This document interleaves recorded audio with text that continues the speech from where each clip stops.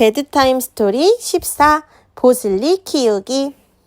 데비는 동물을 사랑했어요. 특별히 애완동물 키우는 것을 좋아해서 많은 애완동물을 키우고 있어요. 그래서 가족들 중 아무도 데비가 다른 애완동물, 특히 새끼동물을 데려왔을 때 놀라지 않았어요.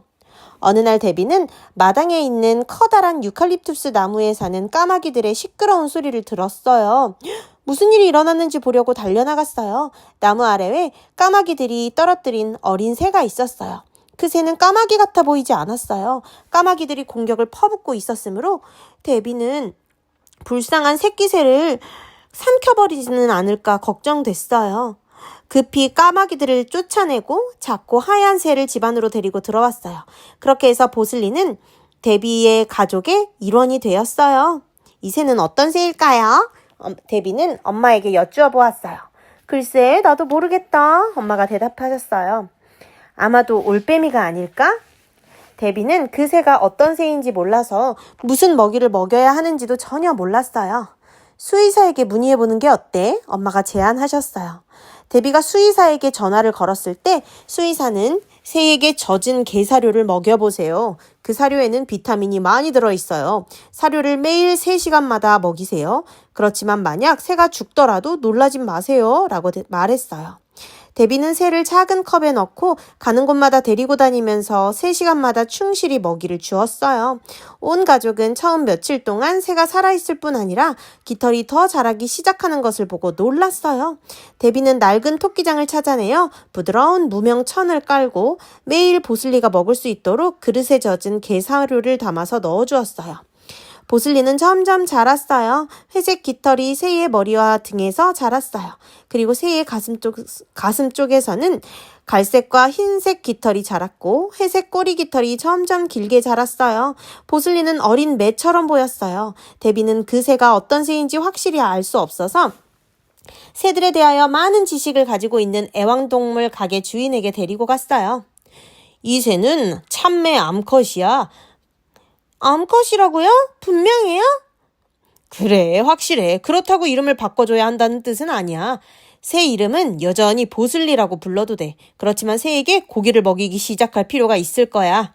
어떤 고기를 먹여야 할까요? 데비는 채식주의자여서 집에는 고기가 없었어요. 쥐가 좋겠지? 그렇지 않으면 보슬리의 발에 구루병이 생길 거야. 쥐요? 어디서 쥐고기를 구할 수 있어요? 여기 애완동물 가게에서 구할 수 있어. 만약 이 새를 건강하게 키우고 싶다면 일주일에 2번 쥐를 먹여야 할 거야. 징그러워. 난 절대 그렇게 할 수 없을 것 같아. 데비는 생각했어요. 그러나 날이 갈수록 보슬리는 데비가 새를 살리기 위해서는 쥐를 포함해서 무슨 일이라도 할 수 있을 만큼 아주 사랑스럽게 자랐어요. 데비는 보슬리가 스스로 먹이를 찾을 수 있어서 들에 놓아줄 수 있을 만큼 자랄 때까지 키울 계획이었어요. 보슬리는 대부분의 시간을 새장 밖으로 나와서 등에 앉아 있거나 혹은 집안에서 이리저리 날아다녔어요. 보슬리는 개와 함께 창문 곁에 앉아서 사람들과 동물들이 지나가는 것을 보기 좋아했어요. 때때로 보슬리는 데비의 머리나 어깨에 앉기도 하였어요. 하지만 가장 재미있는 것은 보슬리가 데비의 찻잔 푸들인 티피의 등에 올라타는 것을 보는 것이었어요. 오래지 않아 보슬리는 참매의 언어를 배웠어요. 보슬리는 행복할 때 치터 소리를 내며 수다를 떨었어요. 기분이 나쁠 때는 매우 시끄럽고 높고 예리한 코럭 소리를 냈어요. 보슬리는 배가 고프거나 데비의 관심을 원할 때에는 높은 비명소리를 냈어요.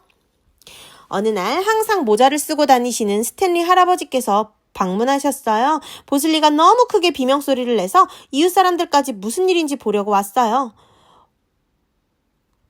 보슬리가 왜 그러는 거야? 그래서 하는 수 없이 데비는 할아버지께 모자를 벗어주세요 라고 말씀드렸어요. 할아버지께서 모자를 벗으시자 보슬리의 비명소리도 그쳤어요. 보슬리가 새장이 작아질 만큼 자라자 이웃 사람들이 옆집에 작은 새집을 지을 수 있게 자리를 마련해 주었어요. 보슬리는 새 집에 둥지를 만들었어요. 그리고 알을 낳았지요. 4-5개의 알을 낳은 후 보슬리는 웅크리고 앉아서 알을 품었어요. 보슬리는 앉아서 알을 품고 또 품었어요. 보슬리가 정성스럽게 알을 품고 있은 지 한 달쯤 지났어요. 불쌍한 보슬리. 보슬리는 그 알들이 유정란이 아니어서 결코 부화할 수 없다는 것을 알지 못했어요. 데비는 보슬리가 불쌍했어요. 그래서 농장에 가서 보슬리가 품을 수 있도록 비둘기 알을 사왔어요. 보슬리는 영원처럼 느껴지는 시간 동안 참을성 있게 알을 품었어요. 그리고 어느 날 보슬리의 새끼 비둘기가 알에서 부화했어요. 보슬리는 좋은 엄마가 되려고 노력했어요. 하지만 아무도 보슬리에게 부화한 새끼들이 참 매의 새끼가 아니라 비둘기라고 말해주지 않았어요. 보슬리는 새끼들에게 먹는 먹이려고 하였어요. 보슬리는 고기 조각과 먹이를 물어다 작은 비둘기 새끼의 부리에 넣어주었어요. 먹이가 들어가지 않자 보슬리는 새끼들이 먹을 수 있게 조금 더 세게 밀어넣었어요. 의도는 좋았지만 보슬리의 노력은 물거품이 되었고 불쌍한 아기 새들은 모두 질식해 죽게 되었어요. 그래서 보슬리는 다시 혼자가 되었어요. 그 일이 있은 후 데비는 보슬리에게 야생 새가 되는 법을 가르치기로 결심했어요. 그래서 데비는 새 집의 문을 열고 보슬리가 날아가기를 기다렸어요. 그러나 보슬리는 움츠리고 날아가려고 하지 않았어요.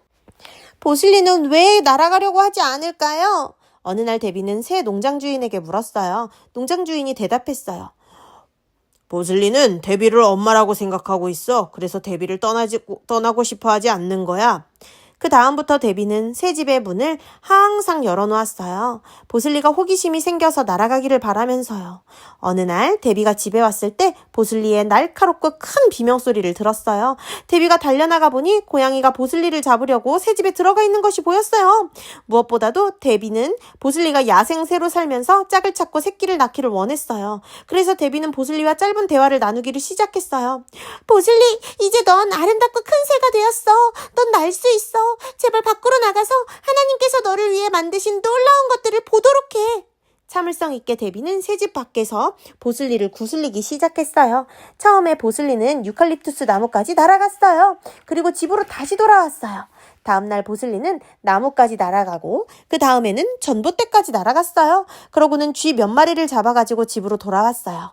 매일 보슬리는 좀 더 멀리 날아갔고 조금 더 오래 머물러 있었어요. 점점 시간이 길어져서 한 달이 넘도록 떠나 있을 때도 있었어요. 그런데 집으로 돌아온 보슬리는 너무 약해져서 서 있기도 어려웠어요. 힘을 다시 차릴 수 있을 만큼 먹이를 많이 먹고 기운을 차린 보슬리는 다시 날아가서 이번엔 여러 달 동안 돌아오지 않았어요. 가끔 특히 데비가 밖에 있을 때 보슬리의 지저귀는 소리를 듣고 고개를 들어 보슬리가 전봇대나 유칼립투스 나무가지에 앉아있는 것을 보곤 했어요. 데비는 잠시 동안 보슬리와 이야기를 나누고 보슬리가 날아가도록 했어요. 보슬리는 때때로 데비를 따라 삼촌 집까지 가면서 제자되기도 했어요. 그러나 다시는 데비의 어깨에 내려앉거나 데비가 먹이를 주도록 허락하지 않았어요. 여러 달 후 데비는 보슬리가 제잘거리며 부르는 소리를 들었어요. 보슬리는 어린 새끼 참매 2마리와 함께 전봇대에 앉아 있었어요. 그것은 마치 안녕 데비, 내 가족들을 소개할게. 나는 결국 좋은 엄마가 되는 법을 알게 되었어. 라고 말하는 것 같았어요. 두려워하지 말라. 너희는 많은 참새보다 귀하니라. 마태복음 10장 31절. 끝.